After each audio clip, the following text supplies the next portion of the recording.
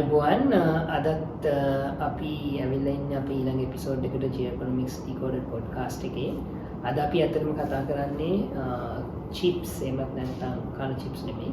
chips and එහෙම නැත්නම් semiconductors කියලා කියන එක. semiconductors කියන එක කොහොමද geopolitical සහ geoeconomics ප්‍රශ්නයක් එහෙම නැත්නම් geoeconomics සහ geopolitics එක ලින්ක් වෙලා තියෙන කියලා. මේක මම හිතන්නේ පසුගිය දශක දෙක වගේ කාලයේදී සෑහෙන ජියෝපොලිටික්ස් වල කතා කරන මාතෘකාවක් බවට පත් වුණා. ඒත් එක විශාල වශයෙන් පහුගිය අවුරුදු මම හිතන්නේ 5-6 ඇතුළත ඒක විශාලම කියන්නේ ප්‍රධානම ජියෝපොලිටික්ස් ප්‍රධානම මාතෘකාවක් බවට පත් වුණා.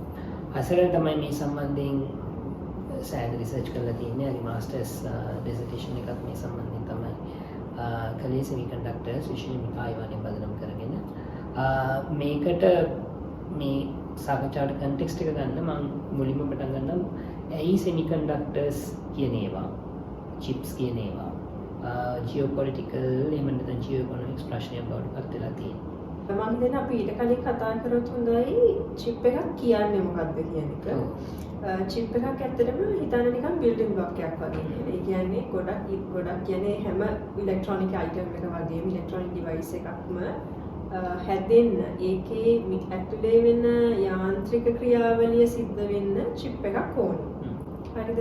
එතකොට chips එක වර්ගයේ chips තියෙනවා. එක size වල chips තියෙනවා. එක technology chips තියෙනවා. මේකේ මේ geopolitically අපිට ගොඩාක් වැදගත් වෙන්නේ මේ advanced chip නැත්නම් advanced nodes කියලා අපි කියනවා.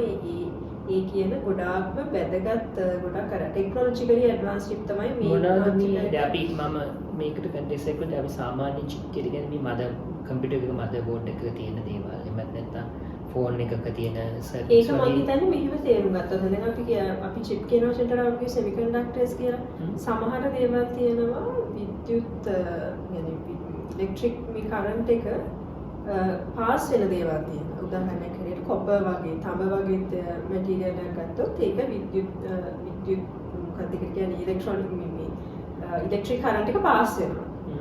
සමහර දේවල් තියෙනවා ඉලෙක්ට්‍රික් කරන්ට් එක පාස් වෙන්නේ නැති. හරිද? එතකොට මේ දෙක අතරමැද ඒක තමයි අර පාස් වෙන ඒවාට අපි කියන කන්ඩක්ටර්ස් අනිත් ඒවා ඉන්සියුලේටර්ස්. සෙමිකන්ඩක්ටර්ස් කියන්නේ මේ දෙක අතරමැද තියෙනවා. සමහර වෙලාවට යනවා සමහර වෙලාවට යන්නේ නැහැ. මේ යෑම සහ නොයෑම වෙනස් වීමට ඒ කියන්නේ යාට පුළුවන් යන්න පුළුවන් නොවෙන්න පුළුවන්. ඒ දෙක මත තමයි අර කරන්ට් එක ගන්න. ඉතින් මැසේජස් යනවා වගේ කියලා. ඒ කියන්නේ මැසේජ් එකක් යනවා මැසේජ් එකක් යන්නේ නැහැ. මේ විදිහට තමයි අර ඉලෙක්ට්‍රොනික අර සිග්නල් එක යන්නේ. ඒකට semiconductor එකක් බේස් කරගත්තු chip එකක් ඕනෑම ඉලෙක්ට්‍රොනික ඩිවයිස් එකක පැවැත්මට අතිශය වැදගත්. ඒකයි මම කිව්වේ මුලින් පටන් ගන්නදී මම කිව්වේ මේක බිල්ඩින් බ්ලොක් එකක් වගේ කියලා. හරි අපි දැන් ඒක අර කන්ටෙක්ස්ට් එකට දැම්මොත්. ඒ කියන්නේ සාමාන්‍යයෙන් අපි ගත්තොත් පොඩ්ඩක් ඇඩ්වාන්ස් ටෙක්නොලොජි එකක් ෆන්ක්ෂන් කරන්න නම් දැන් කන්ඩක්ටර් එකකින් වෙන කවනේ ඔක්කොම කරන්ට් එක යනවා ඉන්සියුලේටර් එකකින් කරන්ට් එක යන්නේ නැහැ කියලා. දැන් ඇඩ්වාන්ස් ටෙක්නොලොජි එක කියන්නේ ඇඩ්වාන්ස් මැෂින් එකකට ඔය තෝරලා බේරලා දෙන්න කරන්න ඕනේ ටෙක්නොලොජි. ඒක ඕන මැෂින් එකකට semiconductor එකක් ඕනේ. කියන්නේ මැසේජ් එකක් යනවද නැද්ද කියන එක නෙමෙයි. ඒ කියන්නේ අර නිකන් 01 කියලා හිතන්නකෝ. එතකොට යනවා නෑ. ඒ දෙකම අවශ්‍යයි. කන්ඩක්ටර් එකකින් වාට chip එකක් කරන්න මේකේ ඔය දෙකම දෙනවා. දෙකම දෙන්න ඕන. ඉන්සියුලේටර් එකක් හදන්නත් බෑ. semiconductor එකට මේක දෙකම දෙන්න පුළුවන් නිසා අර කරන්ට් එක යනවා හෝ යන්නේ නැති එක යාට අවශ්‍ය විදියට ඒ කියන්නේ අපි මේ chip එක ඩිසයින් කරන විදිහ මේක වෙනස් වෙනවා. හැබැයි ඒක යනවා යෑම සහ නොයෑම දෙකම එකට සිලෙක්ටිව් කරන්න පුළුවන් නිසා තමයි මේ ඉලෙක්ට්‍රික් කරන්ට් එක යන්නේ. ඒ හරහා තමයි මේක අර නිකන් පණිවිඩ ගමන් කරනවා කියලා හිතන්නකෝනේ. මේක ඒකට මේ ඒක ෆන්ක්ෂන් වෙන්න ඒක ඒ මාධ්‍ය කියන්නේ semiconductor මාධ්‍ය කියන එක අත්‍යවශ්‍යයි. දැන් semiconductor එකක් කියන්නේ කියන එක නිකන් සරලව ගත්තොත් එහෙමයි අපි මේ chips වලට semiconductor එකක් කියලා කියන්නේ මේ chip එකක් හැදිලා තියෙන්නේ. ඒ වගේ අපි transistors කියන බිලියන ගණනක් එකතු වෙලා තමයි මේක හැදෙන්නේ. ඒකට මේක මම එකයි කිව්වේ අර electronic device එකක් function වෙන්න මේක නිකන් අර නිකන් හිතන්න මොළය වගේ කියලා. ඒක තමයි මොළය يعني අපි මනුස්සයාගේ ෆන්ක්ෂනැලිටි එකට මොළයක් තියෙන්න ඕන වගේ ඉලෙක්ට්‍රොනික ඩිවයිස් එකක chip එකක් තියෙන්න ඕන. අර බ්ලඩ් ගමන් කරනවා වගේ තමයි semiconductor එකට හරහා මේ ඉලෙක්ට්‍රොනික සිග්නල්ස් යෑම සහ නොයෑම කියන එක කන්ට්‍රෝල් වෙන්නේ. එතකොට දැන් අපි කතා කරන්නේ ඔය කියන වර්ග දෙකක් chips තියෙනවා. ඒකෙන් වඩාත් මේ ජියෝපොලිටික්ස් ජියෝඑකොනොමික්ස් තරගයට සෑහෙන්න බලපාලා තියෙන ඇඩ්වාන්ස් චිප් කියලා. මොනවද මේ ඇඩ්වාන්ස් චිප්ස්? ඒ ඇඩ්වාන්ස් චිප් කියන එක ඇත්තටම අපි සාමාන්‍ය කැටගරයිස් කරන චිප් එකේ සයිස් එක අනුව කියලා තමයි අපි කියන්නේ. හැබැයි ඇත්තටම ඒක ටෙක්නිකලි ගත්තොත් චිප් එකේ සයිස් එක නෙමෙයි. චිප් එකක් සාමාන්‍යයෙන් අපි මේ නියපොත් එක තරමේ වගේ චිප් එකක් තියෙනවා. අපි සාමාන්‍යයෙන් නැනෝමීටර්ස් වලින් තමයි මේ කියන්නේ.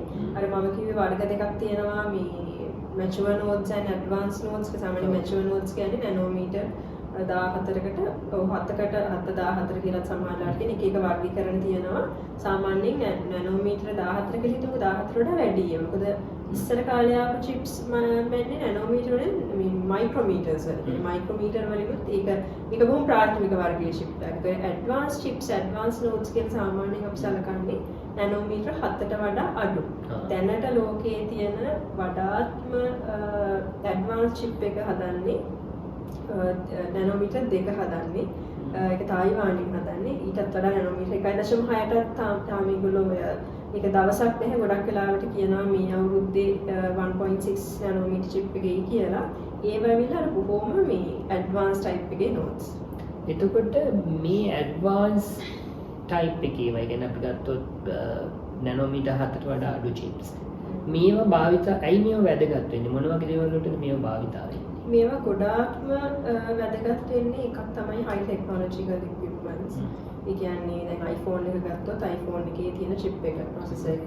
ඊට පස්සේ computers, artificial intelligence මේ වගේ අර අතිශය දියුණු ගණනීය technology වලට මේක පාවිච්චි වෙනවා. geopolitically මේකේ වැදගත්කම දෙපැත්තකින් අපිට බලන්න පුළුවන්. එකක් තමයි මේකේ තියෙන අර commercial importance. ඒ කියන්නේ මේ වගේ electronic equipments වලින් ඇති වෙන value එක. දෙවෙනි එක තමයි මේක ඩිෆෙන්ස් ඇප්ලිකේෂන් එකක්. අපි මතක තියාගන්න ඕන දෙයක් තමයි චිප්ස් කිව්වහම මේකනේ අපිට ඔළුවට ආවට මේක නිකන් ඉලෙක්ට්‍රොනික අයිටම් සම්බන්ධ දෙයක් කියලා. මේකේ තියෙන ජියෝපොලිටිකල් වැදගත්කම මම හිතන්නේ ගොඩාක් තීව්‍ර වෙන්නේ ඒකේ තියෙන මිලිටරි ඇප්ලිකේෂන් එකක්. මොකද ගොඩක් US වලට තමයි US වලට විතරනේ ගොඩක් ඇඩ්වාන්ස් මිලිටරිස් තියෙන රටවල් වල ඇඩ්වාන්ස් මිලිටරි ඇප්ලිකේෂන්ස් වලට උදාහරණයක් හැටින් අපි චිප්ස් ගොම් ගොඩාක් පාවිච්චි කරන උදාහරණයක් F-35 ෆයිටර් ජෙට් එක. ඒ වගේ ජෙට්ස් වල එහෙම නැත්නම් ඔය ප්‍රෙසිෂන් බොම්බින් කියලා අපි කියන්නේ ඒ වගේ ගොඩාක්ම මේ තාක්ෂණයකින් දියුණු ආයුධ පද්ධති වලට මේ චිප් එක අනිවාර්යයෙන්ම අවශ්‍යයි. ඒකට ඒගොල්ලෝ පාවිච්චි කරන්නේ ඒ වගේ ඇප්ලිකේෂන් පාවිච්චි කරන්නේ අර ඇඩ්වාන්ස් චිප්ස්. එතකොට ඒ චිප් එක ගැනීම, ඒ චිප් එක කොහෙන්ද සෝස් කරගන්නේ කියන කතාවත් එක තමයි මේකේ තියෙන ජියෝපොලිටිකල් ඉම්පෝර්ටන්ස් එක ගොඩක් වැඩි වෙලා තියෙන්නේ. කිසියම් රටකට හොඳ මිලිටරි ටෙක්නොලොජි එකක් ඕන නම් ඒගොල්ලන්ට ඒගොල්ලන්ගේ මිලිටරි පවර් එක රඳවා ගන්න අවශ්‍ය නම් ඒගොල්ලන්ට අනිවාර්යයෙන්ම මේ කියන ඇඩ්වාන්ස් චිප් වලට තියෙන ඇක්සස් එක අත්‍යවශ්‍යයි. උදාහරණයක් විදිහට අපි ගත්තොත් දැන් ඇමරිකාවේ අපි සාමාන්‍යයෙන් සලකන දේ ඇමරිකාවේ මිලිටරි එක තමයි ගොඩක් ඇඩ්වාන්ස් මිලිටරි කියලා. ඒකට ඒගොල්ලෝගේ තියෙන එජ් එක, ඒගොල්ලෝ තියෙන ඇඩ්වාන්ටේජ් එක තමයි ඒගොල්ලෝගේ තියෙන අර advance weapon systems, advance military applications ඒ වගේ දේවල්. හැබැයි ඒක වැඩ කරන්න ඒගොල්ලෝ චිප්ස් ඕනේ. ඇමරිකාවේ චිප්ස් හදන්නේ නැහැ. එතකොට ඒගොල්ලෝ වෙන කෙනෙක් මත රඳා පවතින මේක අපිට දිගට කතා කරන්න. මම හිතන්නේ ඔතෙන්දි තමයි නේද මේක ජියෝපොලිටිකල් කතන්දරේ ඉන්නේ. ඇමරිකාව මේක හදන්නේ නැත්නම් කවුද හදන්නේ? කොහොමද එතකොට මේක ජියෝපොලිටික්ස් ජියෝඑකොනොමික්ස් වලට සම්බන්ධයි? හරි, මේක ඇත්තටම ඇමරිකාවේ තමයි පටන් ගත්ත දේ. මේක ඒ කියන්නේ ඔය 1900 ගොඩක් කලින් 80ටත් කලින් මේක ටෙක්නොලොජි එකක් විදිහට ඩෙවලොප් වෙන්නේ ඇමරිකාවේ ටෙක්සාස් ඉන්ස්ට්‍රුමන්ට්ස් වගේ ආයතන මේ කම්පැනිස් වලින් තමයි මේක ගොඩක්ම ඩෙවලොප් වෙන්නේ. සහ ඒකට ඒකට අවශ්‍ය විද්‍යාත්මක පසුබිම, රිසර්ච් බෑග්ග්‍රවුන්ඩ් එක හැමදේම තිබුණා. හැබැයි 1980 ගණන් වල විතර විශේෂයෙන්ම තායිවානය පදනම් කරගෙන මේකේ මැනුෆැක්චරින් එලිමන්ට් එක තායිවානයට shift වුණා. ඒ කියන්නේ දැන් ඇමරිකාවේ රටේ තේරුම් ගත්ත මේක කියන්නේ වැඩියෙන් හදන්න ඇමරිකාව කියන්නේ මැනුෆැක්චරින් නේෂන් එකක් නෙමෙයි. ඒගොල්ලෝ මැනුෆැක්චරින් කැපැසිටිස් නැහැ. එතකොට ඒගොල්ලෝ යම් තැනක තීරණය කරන මම මේක ලොකු ඉතිහාසයක් සංක්ෂිප්තව කියන්නේ යම් කිසි තැනකදී මේක තීරණය කරනවා මේක අපි වෙන කෙනෙකුට දෙන්න ඕනේ කියන එක. එතකොට ඔය අවධියේම 1980 ගණන් වල තායිවානය එතකොට චීනෙන් වෙන් වෙලා ඒගොල්ලෝ වෙනම රාජ්‍යයක් විදිහට ඩෙවලොප් වෙන කාලේ. එතකොට ඒගොල්ලෝ පටන් ගන්නවා ශින්සු කියලා සයන්ස් පාර්ක් එකක්. ඒ පාර්ක් එකේ يعني ගොඩක් ඒගොල්ලෝ සබ්සිඩිස් දීලා මේ ටෙක්නොලොජි කියන සෙක්ටර් එකකින් ඒගොල්ලෝ ඩෙවලොප් කරන්න පටන් ගන්නවා. ඒ කාලේම තමයි 1980 විතර තමයි Shinjuku පටන් ගන්නේ. එතකොට ඒ කාලේදීම මොරිස් චැන් කියන ඇමරිකාවේ එතකොට ටෙක්සාස් ඉන්ස්ට්‍රුමන්ට්ස් වල වැඩ කරපු කෙනෙක් ගියා. එයා තායිවාන් ජාතිකයෙක්. එයාට තායිවානයෙන් ආරාධනාවක් එනවා ඇවිල්ලා මොකක් හරි ටෙක්නොලොජි සම්බන්ධ දෙයක් කරන්න කියලා ඒ තායිවානයට ඉකොනොමිකලි කන්ට්‍රිබියුට් කරන්න කියලා වගේ එයාට මුඹයි තමන්ගේ රටින් ආරාධනා කරනවා. එතකොට එයා ඒ කාලේ ටෙක්සාස් ඉන්ස්ට්‍රුමන්ට් එකේ මේ චිප්ස් සම්බන්ධ වැඩ කරපු කෙනෙක්. එතකොට එයාට පේනවා මේක දැන් ගොඩක් ඉක්මනින් දියුණු වෙනවා. දැන් moore's law කියලා තව එකක් තියෙනවා. අර අවුරුදු දෙකෙන් දෙකට ට්‍රාන්සිස්ටර්ස් ප්‍රමාණය ඩබල් වෙනවා කියලා එහෙම පොඩි මොකද ටෙක්නිකල් ලෝ එකක් තියෙනවා. එතකොට ඒ අනුව මෙයා තේරුම් ගන්නවා මේක කල් යන්න චිප්ස් වැඩි නිෂ්පාදනය කරන්න සිද්ධ වෙනවා. මොකද එච්චර ඉක්මනට මේ ටෙක්නොලොජි එක ඇඩ්වාන්ස් වෙනවා. හැබැයි ඇමරිකාවට මේක කරන්න අමාරුයි. එච්චර මෑස් ප්‍රොඩියුස් කරන්න බෑ කියලා. එතකොට එයා කරන්නේ අර ඒ වෙද්දී ඇමරිකාවේ කරන්නේ ඒගොල්ලෝ චිප් එක ඩිසයින් කරනවා, චිප් එක හදනවා, අර චිප් එකේ දැන් වැලියු චේන් එක ගත්ත හැමදේම ඒගොල්ලෝ කරා. හැබැයි මොරිස් චැන් කියන ඒ පුද්ගලයා හිතනවා මේකේ මැනුෆැක්චරින් කැලේ වෙනම ගලවලා එයා තායිවානයේ ස්ටැබ්ලිෂ් කරනවා. එතකොට නිකන් අර කොන්ට්‍රැක්ට් මැනුෆැක්චරින් කියලා අපි කියනවා. ඒතර විනාය වෙනුවෙන් යා චිප්ස් හදනවා. ඒ අනුව තමයි ඇමරිකාවෙන් ඊට පස්සේ ඒ ෂිෆ්ට් එකෙන් පස්සේ ඒ දශක ගාණක් එතකොට ගිහිල්ලා ඇමරිකාවෙන් අර නිෂ්පාදනය කියන කොටස ගැලවිලා තායිවානයේ සහ යම් කොටසක් සවුත් කොරියාව වගේ රටවල්ට අතන ජපාන් හිමියම යනවා. කොහොමද ඇමරිකාවෙන් අර නිෂ්පාදනය කියන කෑල්ල ගැලවිලා යන්නේ. හැබැයි රිසර්ච් කියන කෑල්ල ඒගොල්ලෝ තියාගන්නවා. අදටත් රිසර්ච් පැත්තෙන් ඇමරිකාව තමයි ඉදිරියෙන් ඉන්නේ. ඒගොල්ලෝ මේක රිසර්ච් and ඩෙවලොප්මන්ට් එක කරනවා. හැබැයි නිෂ්පාදනය කියන එක නොකරන්නේම නැහැ. යම් තාක් දුරකට කරනවා. හැබැයි ඉස්සර තිබුණාට වඩා අතිශයම අඩු වෙලා තමයි තියෙන්නේ. ගොඩක් කම්පැනිස් ඇහිලා යනවා මේ තායිවානයේ සහ ප්‍රමුඛ ඊස්ට් ඒෂියා රටවලට මේක ඩෙලිගේට් කරාට පස්සේ. ඒකට අද වෙන විට ඇමරිකාව සම්පූර්ණ වශයෙන් නුනත් අතිවිශාල ප්‍රමාණයකින් විශේෂයෙන්ම තායිවානයේ මත රඳා පවතිනවා. ඒගොල්ලෝ ඩිසයින් කරන චිප් එක පවා මැනුෆැක්චර් කරන්න ඒගොල්ලෝ හිතියාවක් නැහැ. ඒකට තායිවානයේ මත රඳා පවතිනවා. ඒ ඩිසයින් කරන චිප් එකේ තායිවානයේ කවුද මේ හදන්නේ මොරිස් චැන්? මොරිස් චැන් පටන් ගත්ත ආයතනය තමයි විශේෂයෙන්ම තායිවාන් සෙමිකන්ඩක්ටර් මැනුෆැක්චරින් කෝපරේෂන් කියලා අපි කියනවා TSMC කියලා. අපි කියන්නේ ඒක බොහොම මේ වැඩි කට්ටිය දන්නේ නැති කම්පැනි එකක් කිව්වොත් හැබැයි චිප්ස් ගැන දන්න ෆැමිලි කට්ටිය මේක දන්න. හැබැයි ගොඩක් අර ලෝකයේ ගොඩාක් ප්‍රසිද්ධ ප්‍රචලිත කම්පැනි එකක් නෙමෙයි මේක. හැබැයි අද වෙනකොට ගොඩක් ලෝකයේ මේ ඉලෙක්ට්‍රොනික ඩිවයිසස් ගොඩක රඳා පැවැත්ම තියෙන්නේ මෙන්න මේ තනි කම්පැනි එක මත. එතකොට TSMC එක දැන් ඔයා කියන විදිහට දැන් TSMC එකද එතකොට ලෝකයේ වැඩිපුරම චිප්ස් හදන්නේ. පොඩ්ඩක් ඒක ගැන TSMC එක වැඩිපුරම චිප්ස් හදන්නේ කිව්වොත් අපිට ආයෙ අර කැටගරයිසේෂන් කියන කතාවට එන්න වෙනවා. දැන් චිප්ස් මම ඉස්සෙල්ලා කිව්වා mature nodes කියලා තියෙනවා, advanced nodes කියලා තියෙනවා. ඊට අමතරව තියෙනවා logic chips and memory chips කියලා. කියන්නේ memory එක අපි කියන්නේ SD card එක අපි සරල භාෂාවෙන්. ඒකට SD card කියන්නේ ඒක chip වර්ගයක්. logic chips කියන්නේ අර processing වගේ chips කියන ඒවා. මොනවාද memory chips වල වැඩිම මොනොපොලි එකක් තියෙන වැඩිම නිෂ්පාදනය කරන සවුත් කොරියාවල. අනිත් රටවල නිෂ්පාදනය කරන හැබැයි ඉතා විශාල වශයෙන් නිෂ්පාදනය කරන්නේ දකුණු කොරියාවේ. logic chips වල වැඩිපුරම නිෂ්පාදනය කරන්නේ තායිවානයේ. මේ දෙකෙන් මොකද්ද වැඩිපුර වටිනා කියලා හිතුවොත් එහෙම කියන්න වෙන්නේ logic chips වල තමයි වඩා වටිනාකම තියෙන්නේ. ඒකට ඒක විශාල වශයෙන් හදන්නේ තායිවානයේ. සමස්තයක් විදිහට ගත්තොත් හැබැයි advanced nodes එහෙම නැත්නම් advanced අපි කිව්ව 7ට නෑනෝමීටර් වඩා අඩු ඒවා 100ට එක ස්ටැටිස්ටික්ස් තියෙනවා. මේක මොකද හරිම අමාරුයි මේ කැටගරයිස් කරගන්න එක නෑනෝමීටර් ප්‍රමාණය හිමිම තියෙන නිසා. හැබැයි සමස්තයක් විදිහට පිළිගන්න 90කට ආසන්න ප්‍රමාණයක් තවම තායිවානයේ තියෙන කම්පැනිස් තමයි හදන්නේ. ඒකේ විශාල ප්‍රමාණයක් TSMC එක තමයි හදන්නේ. එතකොට මේ දැන් තායිවානයනේ ඔයා කියන විදිහට global semiconductor production වල leader වෙන්නේ. මේක the geopolitical එහෙම geoeconomics issue එකක් බවට පත් වෙනවා.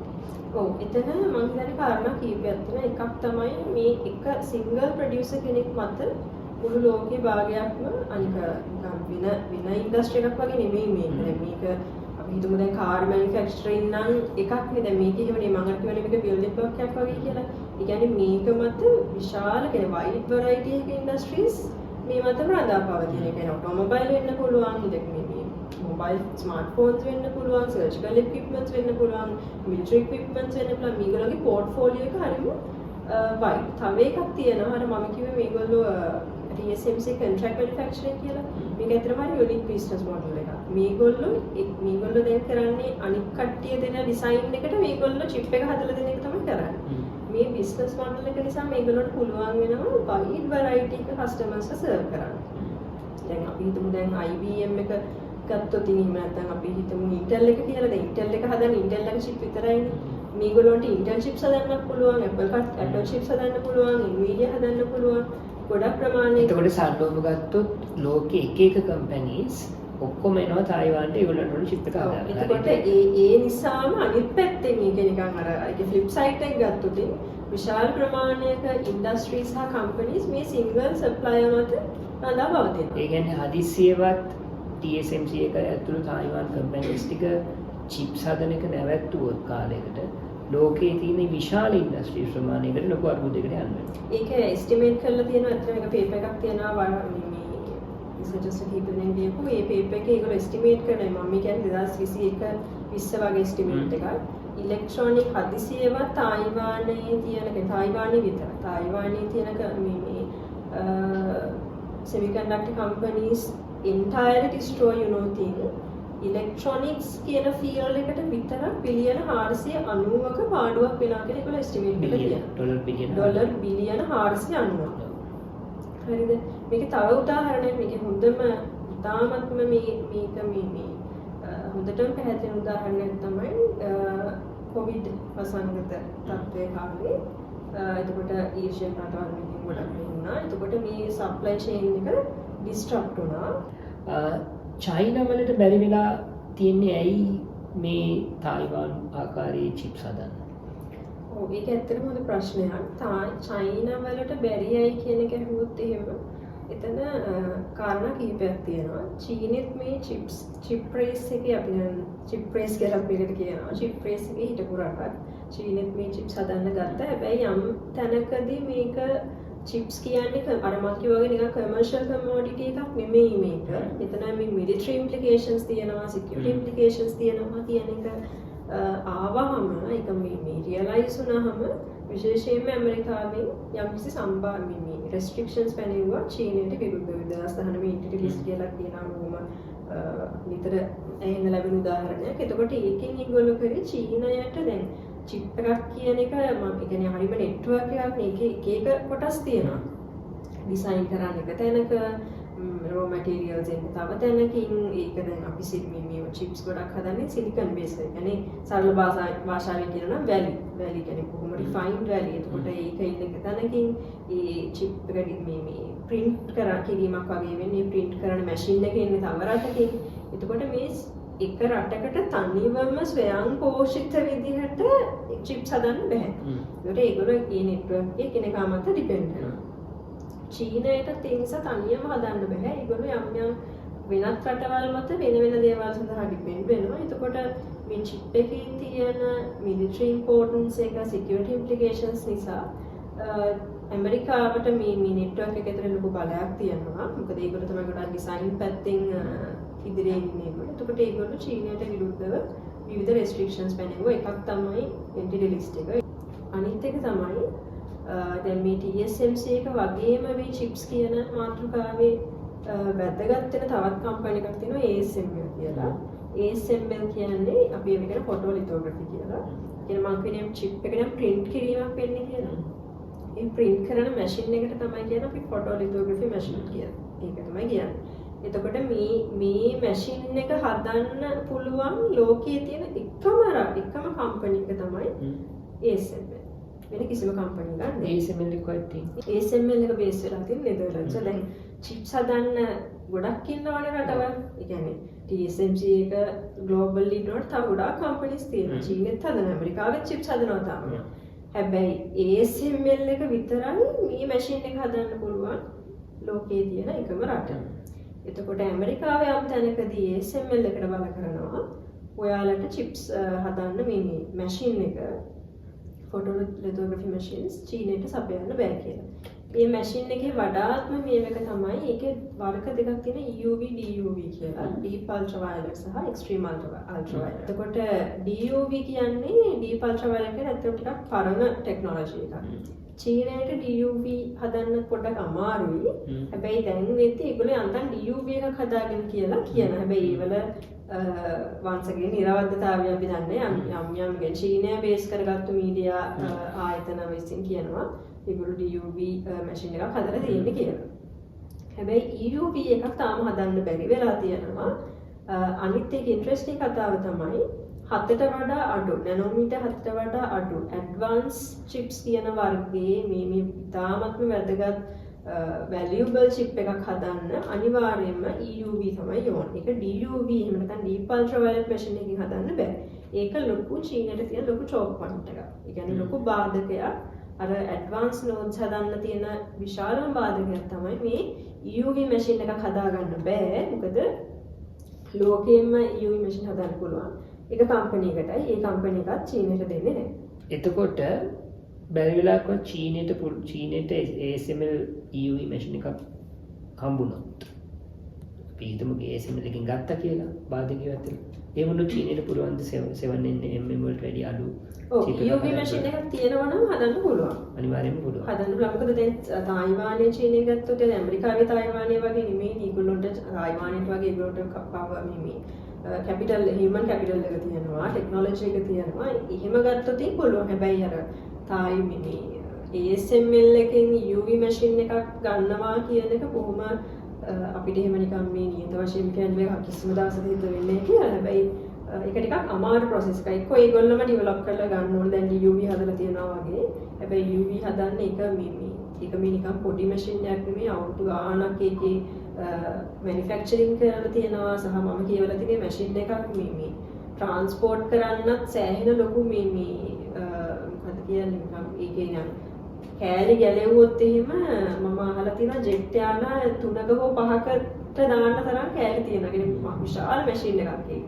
බොහොම ඉන්ට්‍රිකට් ලොකු මේ එතකොට මේ මැෂින් එක චීනයට ලබා නොදීම තුලින් මේක ජියෝපොලිටිකලි ඇඩ්වාන්ටේජ් එකක් කරගෙන තියෙනවා.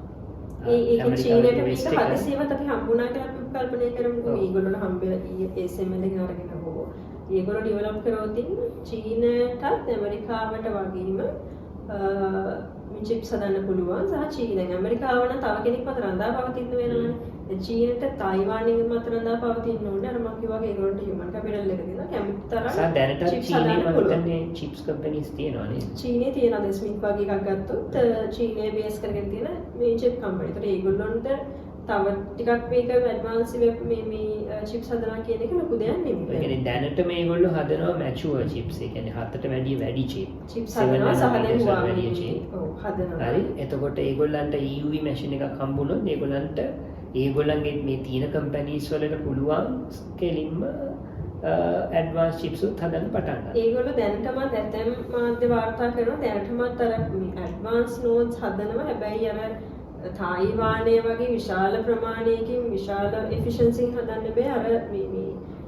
අර මම කිව්ව EUV DUV ප්‍රශ්න නිසා. හැබැයි අම්තා දුරට හදනවා කියලා කියනවා. හැබැයි ඒවල නිර්වද්‍යතාවය හරියටම තහවුරු කරගෙන නැහැ. හැදුවත් හදන්නේ බොහොම නිකන් පරිශ්‍රණ මට්ටමේ එහෙම නැත්නම් සුළු ප්‍රමාණයකින් තමයි හදන්නේ. එතකොට මේක කොහොමද ජියෝපොලිටිකල් ප්‍රශ්නයක් වෙලා තියෙන්නේ? මේ කතා කරපු ඉඳලා දැන් විශේෂයෙන්ම අපි දන්නවනේ චීනයි තායිවානය අතර ගැටුමක් තියෙනවා. එතකොට තායිවානය ඇමරිකාවත් එක්ක ක්ලෝස්, චීනයත් එක්ක යම් අර්බුදයක ඉන්නේ. මේක කොහොමද මේ ජියෝපොලිටික්ස් ප්‍රශ්නේ බෝ එකත් එක්ක නික්වෙන්නේ? හරි, මේකේ ජියෝපොලිටිකල් ප්‍රශ්නේ කියන්නේ ඉම්ප්ලිකේෂන් එක ගත්තොත් අපිට පැති කිහිපයකින් ගන්න පුළුවන්. ඒකේ ප්‍රධාන වශයෙන්ම කතා වෙන දෙයක් තමයි දැන් චීනය තායිවානය අතර තියෙන ගැටුම. මේ ගැටුම ඇති වෙන්න ප්‍රධාන හේතුවක් තමයි චීන කියනවා තායිවානය ගැන චීන කොටසක් කියලා. තායිවානය කියන නෑනේ අපි තනි රටක් කියලා. මොකද මේ රටවල්ක ඉතිහාසය ගත්තොත් එහෙම තායිවානය කියන රාජ්‍ය හැදෙන්න කලින් ඒක චීනට තිබ්බ අයිලන්ඩ් එකක්. චීනයේ ඔය කමියුනිස්ට් රෙවොලියුෂන් එක ඒ කාලේ තමයි නැෂනලිස්ට් පක්ෂයක් වුණු කොමින්තාන් කියලා අපි කියනවා. ඒගොල්ලෝ මාවෝගේ පිබිදීමයිවත් එක්ක චීනෙන් පලා ගිහිල්ලා චීනයේ අසබඩ තියෙන අයිලන්ඩ් එකක් වෙච්ච තායිවානේ ඒගොල්ලෝ වෙනම රාජ්‍යයක් පිහිටව ගන්න. ඒකට ඒගොල්ලෝ කියන අපි තමයි මේ හරි චීනය කියලා. ඒක තමයි ඒගොල්ලෝ රිපබ්ලික් ඔෆ් චයිනා. ඒගොල්ලෝ කියන්නේ ඒගොල්ලෝ රිපබ්ලික් ඔෆ් චයිනා. ඇත්තටම ගත්තොත් එහෙම මේ රිපබ්ලික් ඔෆ් චයිනා කියලා තමයි දැන් ඉස්සර UN එකේ තිබුණේ රිපබ්ලික් ඔෆ් චයිනා. හැබැයි මේ මාओගේ මේවත් එක්ක ආවම ඒගොල්ලෝ වෙනම රාජ්‍යයක් චීනය කියන පීපල්ස් රිපබ්ලික් ඔෆ් චයිනා කියන එක පිහිටවා ගත්තාම මේ දෙක චීනය කියලා දෙකක් තියෙන්න බෑ. චීන දෙකක් තියෙන්න බැරි නිසා අරගොල්ලොන්ට يعني මේන්ලන්ඩ් චයිනා එකට තියෙන බලය වැඩි. ඒ නිසා ROC නැත්නම් රිපබ්ලික් ඔෆ් චයිනා හිමම සයිඩ්ලයින් වුණා. PRC එක එස්ටැබ්ලිෂ් චීනය බවට පත් වුණා. හැබැයි මේ දෙගොල්ලෝ හරි මේ ඒක හරියම තවමත් විසඳුම් නැති ප්‍රශ්නයක්. ROC එක එහෙම නැත්නම් තායිවානය කියලා කිව්වට තායිවානය ස්වෛරී රාජ්‍යයක් සප්‍රීම් නේෂන් එකක් කියලා අදටත් බොහෝ රටවල් ප්‍රසිද්ධිය පිළිගන්නේ නැහැ. ඔව් දැන් අපි ඇත්තටම ගත්තොත් ඇමරිකාව පවා පිළිගන්නේ නැහැ නේ. ඇමරිකාවට අපි කියනවා අර මේ ස්ට්‍රැටජික් ඇම්බිගුයිටි කියලා අපි කියනවා. ඒගොල්ලෝ අර බොහොම මේ උපායශීලී හරිම ස්ට්‍රැටජිකලි ඒගොල්ලෝ පිළිගන්නෙත් නැහැ පිළිගන්නෙත් නැහැ වගේ තත්ත්වයක ඉන්නේ. ඇත්තටම දැන් මේ තායිවානය ස්වෛරී රාජ්‍යයක් විදිහට පිළිගෙන තියෙන කියන්නේ ඩිප්ලොමැටික් මිෂන්ස් තියෙන බොහොම මම හිතන්නේ 20කටත් වඩා අඩු රටවල් ගානක ඒ රටවල බොහොම පොඩි රටවල් කියන්නේ කැරිබියන් අයිලන්ඩ්ස් වගේ බොහොම අර දැන් අපිට ලංකාව ගත්තොත් ලංකාවත් මේ සමීප එකක් විදිහට පිළිගන්නේ නැහැ. චීනයේ පීපල්ස් රිපබ්ලික් ඔෆ් චයිනා චීනය ගොඩක් වෙලාවට කියන දේ තමයි වන් චයිනා පොලිසි කියන එක. ඒ වන් චයිනා පොලිසි එකෙන් කියන්නේ චීන මේ තායිවානය කියන්නේ තව රටක් නෙමෙයි. මේ ඔක්කොම එක චයිනා කොටසක්. චයිනා එක චීන එක කොටසක්. ඒකයි වන් චයිනා පොලිසි කියන්නේ. ඒ කියන්නේ ඒගොල්ලෝ ඉන්නේ රියුනිෆයි කරන්න ඕන කියන තැන. එතකොට ඕක දෙම් ගොඩක් වෙලාවට දකින්න ඒගොල්ලෝ හැමතැනම ගිහලා එකක් කරන ඔකට ගොඩාක් ස්ටේට්මන්ට් වල තියෙන දෙයක් තමයි we accept one China policy කෙනෙක් කතන්දරේ මේ ඇමරිකාවත් ඇතුළු. ඔව් එතකොට ඊට පස්සේ මේකත් එක්ක කොහොමද මේක? මේකත් එක්ක එතකොට මේකත් එක්ක සම්බන්ධ වෙන්නේ එතකොට අපි කිව්වා වගේ මේ රටවල් දෙක අතර කියන්නේ මේ එන්ටිටිස් දෙක අතර ගැටුමක් තියෙනවානේ. ඒ කියන්නේ ඩිරෙක්ට් මිලිටරි මේ යුද්ධයක් සිද්ධ වෙලා නැති වුණත් කාලෙට මිලිටරි එක්සයිසස් වෙනවා. එක මේ ව්‍යංගාර්ථයේ ප්‍රකාශ වෙනවා නිකන් බය කරනවා. ඊට පස්සේ ඇමරිකාවේ 2021 විතර මම දැනෙන්නේ මේ ස්පීකර් විසිට් කරා මේ තායිවානය. ඒතකොට මේ වගේ දෙයක් වුණාම ඒක යම් කිසි ව්‍යංගාර්ථයෙන් වුණත් කියනවා මේක නිකන් අපි පිළිගන්නවා රටක් වගේ කියලා. ඇමරිකාවේ මිලිටරි බේස් එකක් තියෙනවා නේද තායිවානයේ කිට්ටුව? මෙහි ජපාන කිට්ටුව තියෙන ඒගොල්ලෝ තායිවානය නිසාම නෙමෙයි ඔකිනාවා බේස් එක තියෙන්නේ. ඒ කියන්නේ පැසිෆික් ඒරියා එක බේස් කරගෙන තමයි ඔකිනාව තියෙන්නේ. එතකොට ඒක මොකද පැසිෆික් ඕෂන් එක ඇමරිකාවට සමස්තයක් වශයෙන් ස්ට්‍රැටජිකලි ඉම්පෝර්ටන්ට් නිසා සහ ඇමරිකාවේ යම්කිසි මේ එකක් තියෙනවා ස්ට්‍රැටජික් ඇම්බිගුයිටි එකත් එක්ක ඒගොල්ලන්ට යම්කිසි ඇග්‍රීමන්ට් එකක් තියෙනවා යම් අවස්ථාවක තායිවානයට මිලිටරි ප්‍රහාරයක් මේ යුද්ධමය ප්‍රහාරයක් එල්ල වුණොත් අපි තායිවානය වෙනුවෙන් යුද්ධයට සම්බන්ධ වෙනවා කියලා ඇග්‍රීමන්ට් එකක් මේගොල්ලෝ අතර තියෙනවා. ඒක මේ ළඟදී කියන්නේ මේ බයිඩන් ඇඩ්මිනිස්ට්‍රේෂන් එකේදී අන්තිම කාලය වගේ බයිඩන් ප්‍රසිද්ධියේම ඒක මේ පොත්පත් සාකච්ඡාවකදී මෙයා බොහොම ප්‍රසිද්ධියේ බොහොම විවෘතව ඒක ඇක්නොලෙජ් කරා අපි මේ තායිවාන්ට ගහුවොත් අපි මේ යුද්ධෙට එනවා කියලා. ඒ වගේ දේවල් මේ ප්‍රකාශ වුණාම තමයි චීනය මොකක් හරි මේ යුද්ධ අභ්‍යාසය ළඟ කරනවා වගේ කියන්නේ මොකද චීනය ඩිරෙක්ට් යුද්ධ කරන්න එහෙම බෑනේ. මේ යුද්ධ කරන තත්ත්වයක් නෙවෙයිනේ අද ලෝකේ තියෙන්නේ. එතකොට මේ වගේ දේවල් සිද්ධ වෙනවා. එතකොට මේක වැදගත් වෙන්නේ මේකේ හරි ලස්සන වචනයක් තියෙනවා සිලිකන් ෂීල්ඩ් කියලා. මේක 2000 විතර කෙනෙක් ගොඩක් පරණ වචනයක් ඇත්තට මේ ඇඩිසන් ක්‍රේග් කියලා නිව්යෝර්ක් ටයිම්ස් ජර්නලිස්ට් කෙනෙක් තමයි මේක කොයින් කරා කියලා. එයාට තමයි ගොඩක් මේ ක්‍රෙඩිට් එක යන්නේ සිලිකන් ෂීල්ඩ් කියන වචනේ. සිලිකන් ෂීල්ඩ් එකකින් අදහස් කරන අර මම කිව්වේ චිප්ස් හදනකොට සිලිකන් පාවිච්චි කරනවා කියලා.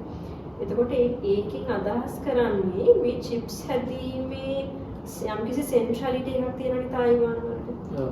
චිප් හැදීමේ හබ් එක වගේ. හබ් එක සහ හරිම දැන් අපි මුලදීම කතා කරපු මේ එපිසෝඩ් එකත් එක්ක කනෙක්ට් කරොත් එහෙම අර අපි කියනවා ඉන්ටර්ඩිපෙන්ඩන්ට් කියලා. එතකොට ලෝකේ බොහොම ඒසිමෙට්‍රික් විදිහට අන්ඉක්වල් විදිහට තායිවානෙ මත ඩිපෙන්ඩ් වෙනවා.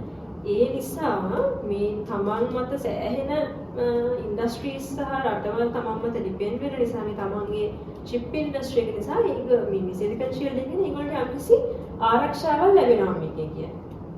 ඒ කියන්නේ බැරි වෙලාවක තායිවාන යුද්ධයක් වුණොත් ඒ යුද්ධයක් වෙන එක තායිවාන විතරක් නෙවෙයි බලපාන්නේ මුළු ලෝකෙටම චිප් ලැබෙන්නේ නැහැ.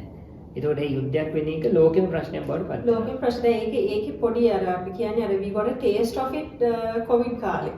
කොවිඩ් කාලේ මෙතන තායිවානයට ඉෆෙක්ට් වුණා කියලා තායිවාන නතර වුණේ නැහැ. ඒකේ ෂොක් වේව්ස් ගියා මුළු ලෝකෙ පුරාම. අදිසියවත් තායිවානයට අපි නිකන් උපකල්පනය කරොත් යුද්ධයක් මේ රටවල් දෙක අතර සිද්ධ වුණොත් ඒකේ අර සමස්ත ලෝකයේ සහ සමස්ත මේ ග්ලෝබල් ඉකොනොමි එකට තියෙන ඉම්ප්ලිකේෂන් එක අතිවිශාල නිසාම ඒකේ යම්කිසි අර මේ ඉෆෙක්ට් එකක් තියෙනවා මේ ඒගොල්ලොන්ට පොඩි ආරක්ෂාවක් තියෙනවා. ඒතකොට ඒගොල්ලන්ගේ මේ තියෙන ස්ට්‍රැටජික් ඇඩ්වාන්ටේජ් එක හින්දා චිප් හදන්න ඒගොල්ලෝ හින්දා අනිත් රටවලුත් හැම වෙලේම උත්සාහ කරනවා තායිවානයට යුද්ධයක් සිදු වෙන එක වළක්වන්න. මොකද මේ වෙන රටවල් දෙක ප්‍රශ්නයකට එහා ගියපු තමන්ගේ ප්‍රශ්නයක් වෙනවා. බවටපත් වෙනවා. ඉතින් එතකොට ඒක අර සිලිකන් චිප් එක සිලිකන් ෂීල්ඩ් එකක් පලියක් විදිහට පාවිච්චි තමයි අපි සිලිකන් ෂීල්ඩ් කියලා සාමාන්‍යයෙන් කතා කරන්නේ. ඒකට ඒක එකක් මේ චීනය සහ තායිවානය අතර තියෙන ප්‍රශ්න එකක්. සහ අපි කලින් කතා කරා වගේ මේ කිය අර මිලිටරි ඉම්ප්ලිකේෂන්ස් තියෙනවා. එතකොට අනිත් රටවලුත් මෙයා මත මේ තායිවානය මත ඩිපෙන්ඩ් වෙනවා කියන එකත් එක්ක මේකේ තියෙන අර කමර්ෂල් වැලියු එකට එහා ගියපු ජියෝපොලිටිකල් වැලියු එක මේකට ඇවිල්ලා තියෙනවා.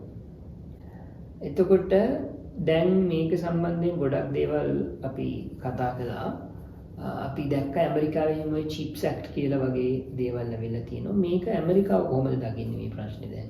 ඇයි චිප් ඇක්ට් වගේ ඒවා ඉන්නේ ඇමරිකාවේ? හරි. දැන් ඇමරිකාවට දැන් අර මුල 1990 ගණන් වල මේක චීනයට බාර මේ තායිවානයට බාර දුන්නට දැන් ඇමරිකාව තේරුම් ගන්න තියෙනවා. ඇමරිකාවටත් මේක ප්‍රශ්නයක්. ඒ ඇමරිකාව බොහොම අන්ಈක්වල් විදිහට ඒසිමෙට්‍රික් විදිහට මේ තනි රට මත ඩිපෙන්ඩ් වෙනවා. දැන් හදිසියේවත් කියන්නේ අපි හිතමු චීනයයි තායිවානයයි යුද්ධයකට මොකට නොගියත් මේ සප්ලයි චේන් එකේ මොකක් හරි ඩිස්ට්‍රප්ෂන් එකක්. දැන් හොඳම උදාහරණේ කොවිඩ්. කිසිම යුද්ධයක් නුකුත් නෙමෙයි සාභාවිකව ඇති වුණු දෙයක්. එහෙම දෙයක් වුණත් මේකේ ඩිස්ට්‍රප්ෂන් එක අතිවිශාලයි.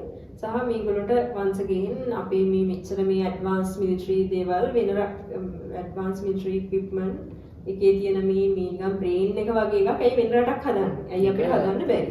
එතකොට අපි මේක අවුට්සෝස් කිරීමේ යම් රිස්ක් එකක් ගන්නවා කියන සහ හිතමු තව එකක් මම දකිනවා දැන් ඒගොල්ලොන්ට හදන්න බැරි එකක් නෙමෙයිනේ. ඒගොල්ලෝ මුල ඉඳන්ම හදපු එකක්. ඇත්තට මේක පටන් අරගෙන මේක ආවේ ඇමරිකාවේ. හැබැයි ඒක ඒගොල්ලොන්ට ලොස් මේ මිස් වෙලා තියෙනවා. දැන් එතකොට ඇමරිකාවේ EUV ගෙනල්ලා ඇඩ්වාන්ස් චිප්ස් 7 නැනෝමීටර් වලට වැඩි අඩු ඇඩ්වාන්ස් චිප්ස් හදන්නේ නැද්ද ඇමරිකාවේ? දැන් ඇමරිකාවේ හදනවා. හැබැයි මම අර කිව්වා වගේ මහා පරිමාණයෙන් හදන්න බෑ. ඇමරිකාවේ ඩිමාන්ඩ් එකට හරියන්න ඇමරිකාව ඇතුළේ නිෂ්පාදනය කරන්න බෑ. මොකද අර කිව්වා වගේ හියුමන් කැපිටල් එක නෑ. ඒගොල්ලෝගේ ලේබර් කොස්ට් එක වැඩි. ඒක ඇත්තටම හරිය මේ ඉකොනොමිකල් සෙටින් එක නැතුව ඇති. දැන් අරගොල්ලෝනේ අවුරුදු ගානක් තිස්සේ හැදුවේ. එතකොට මේගොල්ලන්ට එකපාරට මේක රිප්ලේස් කරන්න මේ සෙටින් එක බෑ. සහ ඒක දැන් අපි අර නිකන් අපි නිකන් අර අපි කතා කරේ ආර්ථික විද්‍යාවේ කියනවානේ මේ කම්පැරිටිව් ඇඩ්වාන්ටේජ් එකක් කියලා. එතකොට ඇමරිකාවට මේක හදන්න යන කොස්ට් එක තාමත් විශාලයි. තායිවානෙන් ගෙන්න ගන්න එක ලාභයි ඇත්තටම. හැබැයි ඇමරිකාව බලන්නේ මේක සම්පූර්ණයෙන්ම තායිවානෙන් ගෙන්න ගන්නවට වඩා යම් තාන්ත්‍රයකට අඩුමතර මේගොල්ලෝගේ ස්ට්‍රැටජික් ඇප්ලිකේෂන් වලට අවශ්‍ය ටිකවත් රට ඇතුළේ නිෂ්පාදනය කරන්න පුළුවන්. අපි ඒකට කියන දැන් ඉස්සෙල්ලා අපි කියන්නේ කරේ ඔෆ්ෂෝරින්. දැන් අපි ඒකට කියන රීෂෝරින් කියලා. නැවතත් තමන්ගේ රටට ගෙනල්ලා මේක නිෂ්පාදනය කරන්න පුළුවන්ද කියලා බලන්න. එතකොට අර වාකිය වගේ චිප්ස් ඇක්ට් එක ආවි 2021 දී විතර චිප්ස් ඇන්ඩ් සයන්ස් ඇක්ට් කියලා කියන්නේ එකට. එතකොට ඒකෙන් විශාල වශයෙන් සබ්සිඩිස් දුන්නා. මේ සබ්සිඩිස් කියන්නේ මොනවද කවන්නේ? විශාල වශයෙන් ඇමරිකන් රජය තමන්ගේ මේ ඇමරිකාවේ තියෙන ආයතන වලට සබ්සිඩිස් ලබා දුන්නා. චිප්ස් රට ඇතුළේ නිෂ්පාදනය කරන ඊට අමතරව ඇමරිකන් ආයතන වලට විතරක් නෙමෙයි TSMC එකට ආරාධනා කරා ඇමරිකාව ඇතුලේ චිප්ස් හදන්න කියලා. මේ චිප් හදන මේ ෆවුන්ඩරිස් මේ ෆැක්ටරිස් දාන්න කියලා.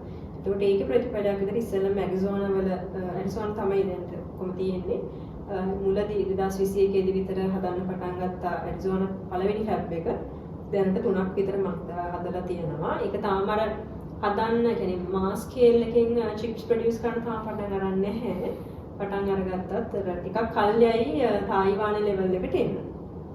ඒකේ තවත් වැදගත් දෙයක් තියෙනවා. මේක ඇත්තටම එහෙම ලෝ එකක් නෙමෙයි. ඒක කියන්නේ මොකක්ද කියන්නේ constitutionalized law එකක් නෙමෙයි. හැබැයි යම්කිසි regulation එකක් තියෙනවා. අපි කියන්නේ N-1 principle කියලා කියන්නේ. ඒක තායිවානයේ තියෙන principle එකක්. ඒ කියන්නේ මොකද්ද මේ N-1? ඒක තමයි N1 කියන principle එකේ කියන්නේ දැනට ලෝකයේ තියෙන advancement chip generation එක තියෙනවනේ. එතකොට ඒ තායිවාන රජය විසින් ඒගොල්ලෝගේ TSMC එක වගේ chip හදන companies වලට යම්කිසි regulation එකක් දාලා තියෙනවා. ඒ දැනට තියෙන advancement generation එකට වඩා අවම වශයෙන් එක generation එකක් අඩු වෙන්න ඕන තායිවානයේ පිට හදන chips වලට. උදාහරණයක් හැටියට දැනට තියෙන cutting edge මේ chip එක 2 nanometers නම් තායිවානයේ 2 nanometers හදලා ඇමරිකාවේ ඇරිසෝනා තායිවාන් මේ TSMC factory එකේ 2 nanometer හදන්න බෑ. දෙකට වඩා අඩු වෙනවා. ඒගොල්ලෝ දෙකට වඩා අඩු කියන්නේ මේ ඇත්තටම වැඩි. කියන්නේ 3 mm. ඒ කියන්නේ quality එකකින් අඩු හැබැයි nanometer ප්‍රමාණය වැඩි. සරලවම තව ටිකක් සංක්ෂිප්ත කරලා කියනවා නම් ලෝකයේ තියෙන most advanced chip එක හදන්න පුළුවන් එකම තැන තායිවානයේ විතරක් වෙනවා. ඒතකොට තායිවානයේ law එකකින් කියනවා policy එක regulation එකකින් කියනවා ඔයගොල්ලන්ට හදන්න පුළුවන් එළියට ගිහිල්ලා chips. හැබැයි advanced chip එක හදන්න බෑ. advanced එකට කලින් chip එක තමයි හදන්න පුළුවන්. අවම වශයෙන් එකක්වත් එක generation එකක් අඩු වෙනවා. ඒකම හදලා තියෙන්නේ මේ regulation එක දාලා තියෙන හරිය edge එක රට ඇතුලේ තියාගන්න. හරි මම හිතන්නේ සෑහෙන fascinating topic එකක්. එතකොට මට දැනෙන විදිහට තායිවානයේ සෑහෙන ලොකු බලයක් තියෙනවා. මේකත් එක්ක TSMC එකට ලෝකේ මම හිතන්නේ ලෝකයේ බලවත්ම කම්පැනි එක කියලා කිව්වොත් සාධාරණයි. ඒක ASML වෙන්න අපේ මේක එක දැන් තව කෙනෙකුට ආගල් කරන්න ඉතින් තායිවානයේ chips හදන්න බෑනේ ASML එක නැත්තම් කියලා. ඒක මම හිතන්නේ මම දකින විදිහට ඒක නම් බැලන්සිං ඇක්ට් එකක් කියන්නේ එක තැනකට සම්පූර්ණ බලය ඒක රාශී වෙන්න නොවි අර ASML එක ඉදීම හරහා පොඩි බැලන්සින් එකක් වෙනවා. අනිත් වැදගත් කතාව තමයි දැන් මේක දැන් අපි හැම එකෙම කතා කරන්නේ කවුන්ටර් නැරටිව්ස් කියලා මේකට එන එක කවුන්ටර් නැරටිව් එකක් තමයි මේ චිප්ස් තිබුණා කියලා ඔය කියන තරම්ම මේ අපි කියන්නේ ඩෙටරන්ස් කියලා දැන් ඔක ඉස්සර කතා වුණේ නියුක්ලියර් ඩෙටරන්ස් නියුක්ලියර් වෙපන්ස් තියෙන රටකට වෙන රටක් ගහන්නේ නැහැ මොකද ඒකට ඒකෙන් එන රිපර්කෂන් එක කියන්නේ ඒකෙන් එන රියැක්ටිව් මේ එක වැඩි කියන අදහස. එතකොට දැන් සමහර ස්කෝලර්ස්ලා දැන් මේ සම්බන්ධ පේපර් එකකුත් ලියලා තියෙනවා මේ සම්බන්ධයෙන් ඒ පේපර් එකේ ලියලා තියෙන්නේ මෙහෙම මේ ඔය කියන තරම් මේකෙන් human deterrence එකක් ඉන්නේ නැහැ කියලා. මොකද මේ පේපර් එක ආගිව් කරන්නේ දැන් මේක රටකට වඩා මේකේ බලය තියෙන TSMC එකටනේ. ඒක ප්‍රයිවට් කම්පැනි එකක්. එතකොට ඒගොල්ලොන්ට මේ රටවල් අතර තියෙන ඩිප්ලොමැටික් ප්‍රයොරිටිස් මේ ඒගොල්ලොන්ට තියෙන බිස්නස් ඉන්ට්‍රෙස්ට් නේ. එතකොට ඒ අනුව වෙන කවුද මේක කරන්නේ කියන එක ඒගොල්ලන්ට අදාළත් නැහැ. ඔව්. දැන් hypothetically එහෙම බැලුවොත් TSMC එකට පුළුවන් ඒ වගේ අවස්ථාවකදී ඇරිසෝනා ෆැක්ටරි එකේ ගිහිල්ලා 2 nanometer හෝ advanced chip එක හදන්න. ඔව්. අපි hypothetically අපි හිතමු චීනය විසින් තායිවාන සම්පූර්ණයෙන්ම ආක්‍රමණය කරලා destroy කරා කියලා. එතකොට මේ මේ ඇරිසෝනා හෝ වෙන ෆැක්ටරි දැන් ඇරිසෝනා විතර නෙවෙයි ඩ්‍රෙස්ඩන් ජර්මනි ඩ්‍රෙස්ඩන් තියෙනවා මේ ජපානයේ හදනවා එහෙම ඒගොල්ලෝ ඇත්තටම ඩයිවර්සිෆයි කරනවා මේ රිස්ක් එකත් එක්ක අර එජ් එක තියාගෙන උනත් වෙනත් තැන්වල ඒගොල්ලෝ මේ ව්‍යාප්ත කරගෙන යනවා. රයිට් මම හිතන්නේ සෑහෙන වැදගත් ටොපික් එකක් කතා කරේ මමත් ගොඩක් දේවල් ඉගෙන ගත්තා මේ ටොපික් එකත් එක්ක මම හිතන්නේ අපිට තව කතා කරන්න වෙයි මේක ගැන විශේෂයෙන් ASML එක ගැන. ඊට පස්සේ මේකේ තියෙන මේක ඇතුළේ මම හිතන්නේ සෑහෙන කතා ගොඩක් තියෙනවා. මම හිතන්නේ එපිසෝඩ් එකේ මේක කරන්න අමාරු ගොඩාක්. අද දුන්නේ පොඩි ඉන්ට්‍රොඩක්ෂන් එකක් විතරයි. එහෙනම් thank you අද join වුණාට මේ podcast එකට. අපි ඉදිරියටත් මේක ගැන තව කතා කරන්න බලාපොරොත්තු වෙනවා. ඔයගලන්ට තව මොනවා හරි කමෙන්ට්ස් තියෙනවා අදහස් තියෙනවා අපිට කමෙන්ට්ස් වලින් දක්වන්න. එතකොට අපි ඒවට උත්තර දෙන්නත් උත්සාහ කරනවා. තේරෙනවද? ළමසති හම්බෙන්නකම් goodbye.